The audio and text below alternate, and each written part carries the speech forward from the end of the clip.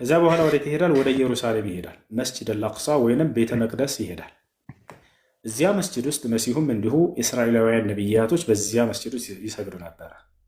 መሲሁ ዳግም ወደዚያው ቀጥታ ይሄዳል። ሲሰግድበት ወደ ነበረ መስጂድ አልአቅሳ ልክ ሲገባ ጊዜ እናንተ ለመስገድ በተዘጋጃችሁበት ሰዓት ይደርሳል አሉ። ይህን እየተናገሩ ነቢ ሰለላሁ ዐለይሂ ወሰለም በመካከል ምን እንዳሉን ታውቃላችሁ? መን አድረከ ሚንኩም ዒሳ ብን መርየም ፈልየቅረኡሁ ሚኒ የሰላም አሉ። አደራ የዛኔ የማርያምን ልጅ ክርስቶስን በምታገኙት ጊዜ ከተወለዶቼ የእኔን ሰላምታ አድርሱ ብለው ተናግረውናል። ሰላሙ አለይኩም ብለውሃል ነቢያችን ሰለላሁ ዐለይሂ ወሰለም ብለን እናደርሳለን። ይሄን ይና ከዚያ በኋላ መሲሁ ዒሳ ዐለይሂ ሰላም አሰግደን ይሉታል ሰዎች ምን ይሉታል? ሰሊ ብና ያ ዒሳ ይሉታል። አንተ ዒሳ ሆይ አሰግደን ይሉታል። ኢነሃ ኡቂመት ለኩም ይላል ዒሳ። አይ ለእናንተ ነው ኢቃም የተደረገው እናንተ አሰግዱ ችግር የለውም ይላል። ይህ የሚያሳየው የዒሳን ተዋዱዕ ነው። በጣም የተናነሰ ነቢይ ነው። እርሱ ራሱን ከፍ ከፍ የሚያደርግ አይደለም አምላክ ነኝ ብሎ ራሱን ሊሰቅል ያ ጀማዓ አይደለም እኔ የአምላክ ልጅ ነኝ። እርሱ ራሱ ለሰዎች በጣም የሚተናነስ ነበር። የሚኩራራ አይደለም። ሰሉ ኢነሃ ኡቂመት ለኩም ይላል። እኔን አሰግዱኝ እርሱ ለእናንተ ነው ኢቃም የተደረገው ይላል።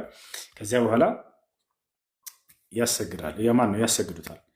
ዒሳ ከሰገደ በኋላ ቀጥታ ደጃልን ፍለጋ ይወጣል። ሐሰተኛውን ክርስቶስ ያ ሐሰተኛው ክርስቶስ አይሁዶች የእርሱ ሰራዊቶች ሆነው ዓለምን እያሰሱ ነው።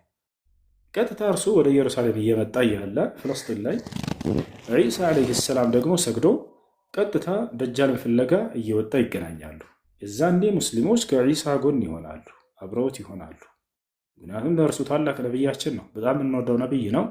እርሱ በመጣ ጊዜ የነቢዩ ሰለላሁ ዐለይሂ ወሰለምን ሕግና ስርዓት ቁርአንና ሐዲስን መመሪያው አድርጎ በዚያ ይችን ዓለም ያስተዳድራታል፣ ይመራታል።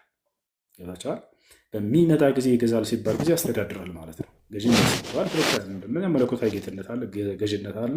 ሁለተኛ የስልጣን ገዥነት አለ። ልክ አንድ መንግስት የሀገር ገዢ ነው የሚባለው፣ መሲሁም የዚች ዓለም ገዢ ነው ሲባል ጊዜ ይችን ዓለም ያስተዳድራታል። የሚያስተዳድረው ግን በቁርአንና በሐዲስ ነው። ነብዩ ሰለላሁ ዐለይሂ ወሰለም ቃል በቃል ፈየኡሙኩም ቢኪታቢላሂ ወሱነቲ አሉ። በቁርአንና በእኔም ሐዲስ ያስተዳድራቸዋል በዚያን ዘመን መሲሁ ብለው ተናገሩ። እሺ አሁን ቀጥታ ምን ያደርጋል መሲሁ? ከሰገደ በኋላ ደጃልን ፍለጋ ቀጥታ ይወጣል። ሐሰተኛው ክርስቶስ ከአይሁዲዎች ጋር እየመጣ ሰራዊቱን አሰልፎ እውነተኛው መሲህ ዒሳ ዓለይሂ ሰላም ከሙስሊሞች ጋር ከቤተል መቅደስ ወይም ከቤተ መቅደስ እየወጣ እያለ ቀጥታ ይገናኛሉ። መሀል ላይ መንገድ ላይ ሲገናኙ ጊዜ ዒሳ ዓለይሂ ሰላምን ባየ ጊዜ ሐሰተኛው ክርስቶስ ያውቀዋል። ወዲያውም ለማምለጥ ይሞክራል አሉ ነብዩ ሰለላሁ ዐለይሂ ወሰለም። ፈዒንደማ የራሁ የህሩብ አሉ። በሚያየውም ጊዜ ዒሳን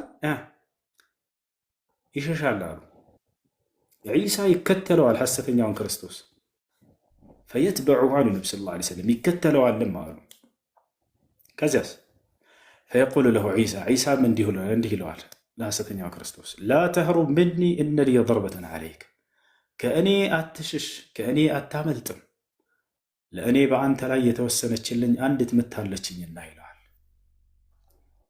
ከዚያ ነቢያችን ሰለላሁ ዐለይሂ ወሰለም ገና እንዳውም ሲያየው ምን እንደሚሆን ሁላ ተናገሩ። ገና ሲያየው ፈየዙቡ ከማ የዙቡ ልሚልሕ አሉ። ገና እንደተገናኘው የረሳሁትን ላስታውሳችሁ ይመለስና በሚያየው ጊዜ ይቀልጣል አሉ ነብዩ ሰለላሁ ዐለይሂ ወሰለም። መቅለጥ ይጀምራል ደጃል። ማንን ሲያይ? ዒሳን ሲያይ። ልክ ጨው ውሃ ውስጥ በሚገባ ጊዜ እንደሚቀልጥ እንደሚሟሟ ነው። መሲሁ የዛኔ ይዞ ከሚመጣው ተአምር መካከል ማንም ጠላት አይቶት በፊቱ ሊጸና አይችልም፣ ይቀልጣል። የመሲሁ አይን ዝም ብሎ ካያቸው እንደዚህ ይቀልጣሉ ሰዎች፣ ከሃዲያኖች። እርሱ ላይ ተንኮል የሚያስብ ሰው ሁሉ ጫፉ እንዲነካ ያደርግ አምላክ አላህ ይጠብቀዋል፣ ይወደዋል፣ ያከብረዋል። ምርጥ መልእክተኛው ነው። በጣም ጻድቅ የሆነ መልእክተኛው ነው። በጣም ትሁት የሆነ መልእክተኛ ነው። ስለዚህ ከሚያደርገው ነገር መካከል ደጃል በሚያዩ ጊዜ ይቀልጣል አሉ ነብዩ ሰለላሁ ዐለይሂ ወሰለም። ቀልጦ እንዳያልቅ ይሸሻል አሉ።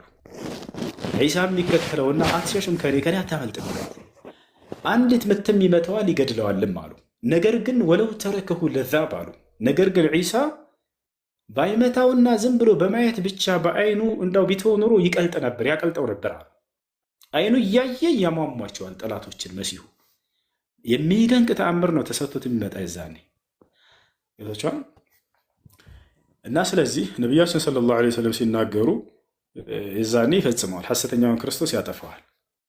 ከዚያም ዒሳ ዓለይሂ ሰላም በመካከላቸው ቆሞ ሰዎችን ሁሉ ወደ አንዱ አምላክ ፈየድዑ ናሰ ኢላ ዲኒላህ አሉ። በዚያም ጊዜም ሰዎችን ሁሉ ወደ አላህ ብቻ ይጠራቸዋል አሉ። ዒሳ ለአንዱ አምላክ ብቻ ሁሉን እንዲገዙ ያደርጋል።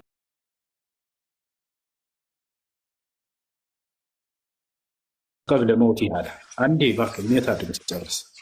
የዛን ዘመንም አሉ ነቢ ሰለላሁ ዐለይሂ ወሰለም ማነው አላህ ራሱ በቁርአን ላይ በዚያን ጊዜም ከአይሁድም ሆነ ከክርስቲያን አንድም አይኖርም በምድር ላይ በእርሱ የሚያምኑ ቢሆን እንጂ አለ። እውነተኛው ክርስቶስ እውነተኛው መሲህ እንደሆነ አይሁዶችም የዛኔ ያምናሉ። ቶታል አይደለ? ልክ እንዲሁ ክርስቲያኖችም እርሱ አምላክ ነው ብለው የአምላክ ልጅ ነው አልተገደለም ማለት ተገድሏል ተሰቅሏል ብለው ሲያምኑት የነበሩ ሁሉ ስህተት እንደሆነ ያስተምራቸዋል። ወዲያውም ያምናሉ። አንድ ሚኒት አድርጉ። ወዲያውም ያምናሉ። ገብታችኋል አይደለ? በምድር ላይ የዛኔ አንድም ከሃዲ አይኖርም። ከዚያ በኋላ መሲሁ ዒሳ ዓለይሂ ሰላም ሂዶ ወደ መካ ሐጅ አድርጋል። ነቢ ስ ላ ስለም ቃል በቃል ተናግረዋል። ነቢያቶች ሁሉ ሐጅ አድርገዋል። ዒሳም በዛኔ ሐጅ አድርጋል። ሶሒህ ሙስሊም ላይ አለ። ሁሉም የዚህ ዓለምን ትውልድ ሁሉ ለአንዱ አምላክ እንዲገዙ ካደረገ በኋላ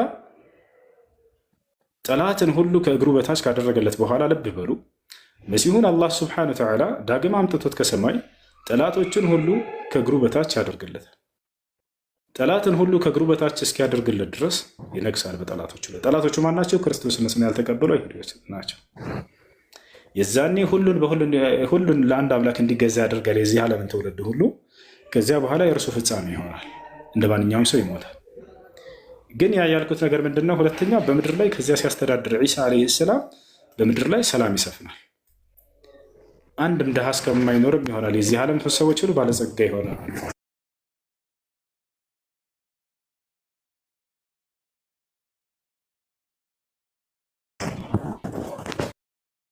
ነቢያችን ሰለላሁ ዐለይሂ ወሰለም ወዩፊዱል ማል አሉ፣ የክሲሩ ሰሊብ አሉ፣ ከሰማይ ይወርዳል መስቀልንም ይሰብራል አሉ።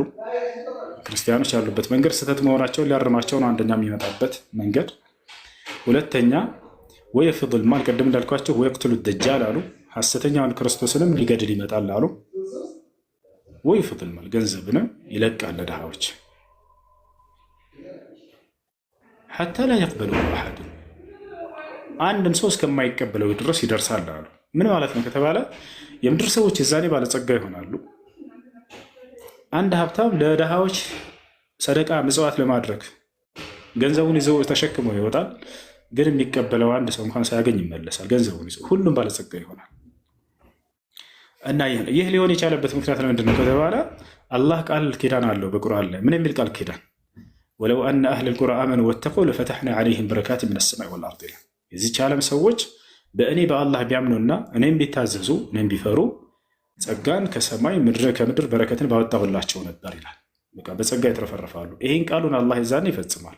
ሁሉም ሰው ለአንዱ አምላክ እንዲገዙ ያደርጋል። መሲሁ ገብቶቻለን።